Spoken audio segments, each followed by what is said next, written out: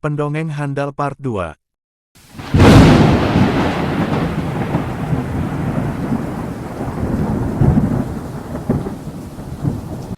Al-Habib Ali bin Abdurrahman Al-Habsyi Kuitang, beliau yang memfatwakan ketika tanggal 17 Agustus Soekarno membacakan teks proklamasi mendeklarasi daripada kemerdekaan Indonesia. Beliau di hari Jumat itu, ba'da Jumat beliau fatwakan, sekarang saya fatwakan setiap tanggal 17 Agustus wajib pasang bendera merah putih di rumah-rumah kalian. Siapa yang nyuruh? Itu fatwa Habib Ali bin Abdurrahman Al-Habsyi Kuitang. Bendera merah putih, siapa yang memberikan instruksi kepada Bung Karno untuk membuat bendera merah putih sebagai bendera Indonesia? Itu adalah fatwa Al-Habib Idrus bin Salim Al-Jufri Palu Al-Khairat. Lambang negara Garuda, siapa yang buat? Al-Habib Asy-Syarif Hamid Al-Gadri dari Pontianak, keluarga baginda Nabi Muhammad. Lagu 17 Agustus, Pramuka, lagu syukur, siapa yang buat? Al-Habib Husain Al-Mutahhar dari Semarang, dzurriyyah baginda Nabi Muhammad. Jadi Anda jangan berpikir, ini habaib di Indonesia jasanya apa? Banyak, itu yang baru kecatat. Itu yang baru ketahuan. Masih banyak lagi daripada keluarga Nabi Muhammad yang tidak mau masuk buku karena perjuangannya ikhlas karena Allah dan Rasul. Saya tidak percaya, pasti bohongnya.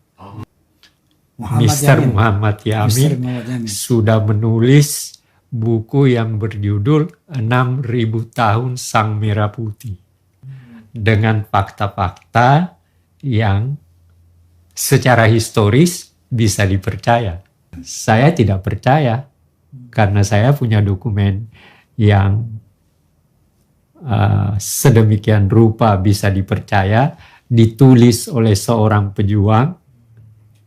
Yamin itu sastrawan iya, pejuang iya, sarjana hukum iya, sejarawan iya. Dan dia sudah menulis sekian puluh buku dengan menggunakan sumber-sumber yang bisa dipercaya. Pangeran Diponegoro selama ini menjadi kebanggaan bangsa Indonesia. Nah, itu pasti saya tidak perlu lanjutkan kalau dikatakan pahlawan nasional lalu mereka katakan. Diklaimnya nasab Diponegoro beserta keturunannya oleh dua klan Habib, Ba'abud dan bin Yahya merupakan bukti nyata bahwa mereka telah berdusta demi memuliakan golongannya dengan menisbatkan pahlawan bangsa sebagai bagian dari keluarganya. Sekali lagi, tidak ada kejahatan yang sempurna dan sudah pasti Allah akan membongkarnya. Allah telah memberikan celah dengan membuat antara Ba'abud dan bin Yahya tidak berkoordinasi terlebih dahulu dalam upaya mengklaim Diponegoro beserta keturunannya. Sehingga Diponegoro beserta keturunannya seolah-olah menjadi rebutan antara Ba'abud dan juga bin Yahya. Siapa Imam Bonjol? Semua pasti bilang pahlawan, betul apa enggak? Imam Bonjol pahlawan Indonesia bukan? Pahlawan nasional bukan? Sekarang siapa namanya Imam Bonjol? Al-Habib Muhammad Syahabuddin, beliau habaib dari kalangan bin Syahab. Imam Bonjol itu bin Syahab, masih daripada kakeknya Habib Rizik, saudara sekalian. Dari mulai Aceh, kita kenal Cuk Nyadin, seorang syarifah, Teuku Umar, seorang Habib, ya. Banyak dari sana. Belum lagi sampai di Palembang, sampai di Medan, Sultan Delhi, Sultan Palembang, Sultan Badaruddin. Turun lagi di Aceh, Sultan Hasanuddin. Habib. Nggak ada itu. Nggak usah dilanjutkan. Diponegoro, ini. Itu pasti berdasarkan yang saya tahu, berdasarkan hasil penelitian saya, itu pasti bohong. Ya. Artinya itu pendapat saya, dan pendapat saya sebagai seorang sejarawan yang bukan hanya membaca, tapi juga melakukan tahu berbagai sumber penelitian. Jadi kalau Imam Bonjol dikatakan sebagai Balawi, ya ketawa aja saya. Diponegoro dikatakan seperti itu, ya ketawa aja. Nah, mengenai ini, Prof, juga ada perdebatan ini mengenai yang namanya Sultan Hamid. Ya. Ketawa lah gitu. Saya dimaki-maki oleh beberapa orang. Ya. Tapi begini, ya. Dan sumber itu dari mereka. Jadi beberapa tahun yang lalu, saya masih di Depsos, lalu ada calon dari Sumatera, dari Kalimantan Barat. Salah seorang diantaranya adalah Sultan Hamid. Untuk dijadikan pahlawan nasional. Lalu kemudian bahannya dari mereka, dari keluarga mereka. Dan bahan itu dari keluarga mereka lalu diserahkan ke tim peneliti di daerah, lalu dari tim peneliti daerah dikirim ke Devsos. Lalu satu hari atau 2 hari malah kita memeriksa semua, membahas. Saya baru buka satu halaman.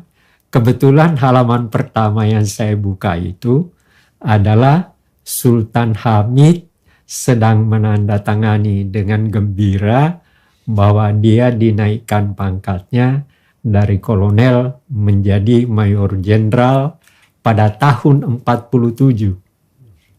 Ingat, pada tahun 47. Pada tahun 47 ketika itu kita masih dikerjain Belanda. Yang menaikkan pangkatnya dia di negeri Belanda. Oh, jadi Sultan Hamid pada tahun 47 itu ada fotonya. Ada. Dan foto itu dari mereka, dari keluarga. Tengah menandatangani sesuatu yang kenaikan pangkat beliau dari dari kolonel menjadi mayor jenderal. Waktu itu brigjen belum ada. Langsung dari kolonel ke mayor jenderal. Di negeri Belanda itu. Di negeri Belanda. Jadi beliau pahlawan Belanda, pahlawan nasional. Oke, saya tidak tahu. Jadi begini. Tanggal 14 Agustus 45 Jepang menyerah.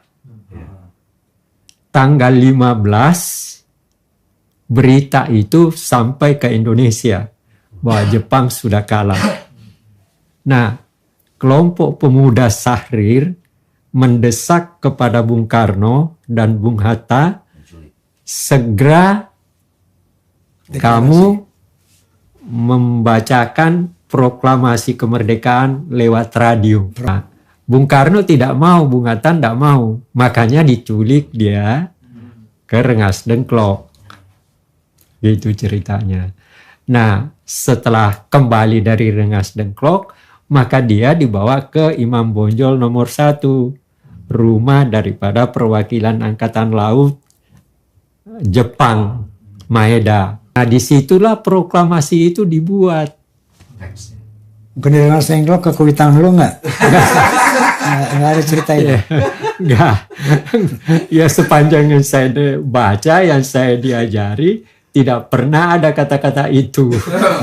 Nah, jadi, dan itu yang membuat teks proklamasi itu, jadi begini, waktu sudah masuk di ruangan, lalu sebenarnya ada teks proklamasi yang sudah dibikin, yang yaitu Piagam Jakarta rencananya, tapi kan tidak dibawa, kan namanya orang diculik lalu langsung dibawa ke tempat lain. Akhirnya Maeda naik ke tingkat 2, Soekarno, Hatta dan pejuang dibawa.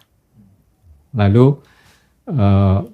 Bung Hatta, Bung Karno mengatakan begini, Bung Hatta duduk bersama, terus Bung Karno katakan begini, Anda yang buat proklamasi, Anda yang bacakan teks proklamasi ini, karena bahasa Indonesia Anda lebih baik, saya cuma menulis. Yang menulis teks itu adalah Bung Karno, tapi kalimatnya itu adalah dari Bung Hatta. Seperti itu ceritanya. Tidak tahu apakah ada orang Kuitang di situ, saya tidak tahu. Karena keturunan Nabi Muhammad punya jasa besar membebaskan Indonesia dari penjajahan. Apa buktinya? Lihat lambang negara. Lambang negara Garuda, saudara. Yang membuat adalah Syarif Hamid Al-Gadri dari Pontianak, saudara. Al-Gadri min Ahlul Bait Nabi Muhammad sallallahu alaihi wasallam. Ceritanya begini. Jadi itu sebenarnya diadakan semacam sayembara. Ketuanya kalau tidak salah ingat saya Ki Hajar Dewantoro, lalu Yamin juga mengusulkan, lalu Sultan Hamid. Nah, memang ada 2 kemudian yang dibuat. Nah, yang diterima memang punyanya Sultan Hamid. Gitu. Nah, lalu ada seorang pelukis, teman Dulla namanya. Dulla. Itu temannya Bung Karno. Datang dari Jogja ke Bung Karno. Begitu belum duduk dia, Bung Karno sudah bilang, Dulla, itu perbaiki itu. Yang konsep dari siapa? Sultan Hamid. Bung Karno tidak sepenuhnya terima. Apa yang kita lihat sekarang itu adalah yang sudah diperbaiki oleh Dulla atas permintaan Bung Karno. Jadi tidak sepenuhnya adalah yang dibuat oleh Sultan Hamid. Nah, itu yang menyebabkan mengapa mereka merasa bahwa sangat berjasa dan pantas untuk mendapat pahlawan nasional. Itu latar belakang mereka. Tapi saya bilang, kalau dibanding antara kerja ini dengan tanda tangan di tengah kita digebukin, ya buat saya ini tidak seberapa. Sederhana aja. Masyarakat jangan terkecoh oleh hal-hal yang belum tentu kebenaran historisnya ada. Karena mempercayai sebuah peristiwa sejarah itu tidak mudah juga. Karena sejarah yang kita percaya adalah sesuatu yang benar-benar terjadi dan ada sumber-sumber yang dipercaya untuk ketika seseorang melakukan penelitian, maka apa yang tersebar segala macam tentang pahlawan nasional, ya jangan percaya. Masyarakat jangan terkecoh hanya oleh karena merasa dirinya turunan nabi atau apa dan sebagainya. Ya, jangan. Itu merusak pikiran Anda sendiri.